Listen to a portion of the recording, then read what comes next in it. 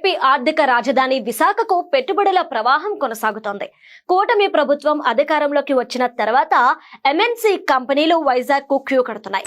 ఇప్పటికే TCS, Cognizant, Accenture వంటి IT కంపెనీలు విశాఖలో డెవలప్మెంట్ సెంటర్లు ఏర్పాటు చేస్తున్నాయి.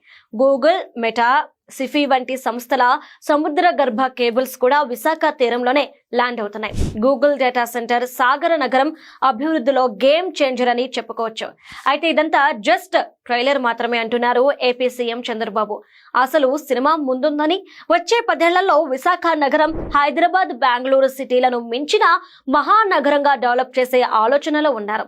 నవంబర్ 14 నుంచి ఏపీలో జరగబోయే అంతర్జాతీయ ఇన్వెస్ట్మెంట్ సమ్మిట్ లో కనీసం 10 లక్షల కోట్ల పెట్టుబడులకు సంబంధించి అవగాహన ఒప్పందాలు కుదరనున్నాయి. ఐటీ, డేటా రంగాలతో పాటు పునరుత్పాదక ఇంధన ఉత్పత్తి, థర్మల్ విద్యుత్ కేంద్రాలు, స్టీల్ ప్లాంట్ తో పాటు పోర్ట్ ఆధారిత పరిశ్రమలకు సంబంధించిన సంస్థలు విశాఖలో భారీ స్థాయి పెట్టుబడులు పెట్టడానికి సిద్ధమవుతున్నాయి.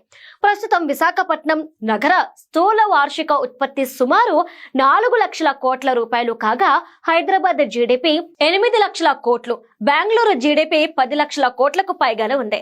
ఈ లెక్కల ప్రకారం హైదరాబాద్ స్థాయికి చేరుకోవాలంటే విశాఖ నగరం ఉత్పత్తి ఆదాయాలు రెట్టింపు కావాలి. బెంగళూరు స్థాయికి చేరాలంటే 3 రెట్లు పెరగాలి.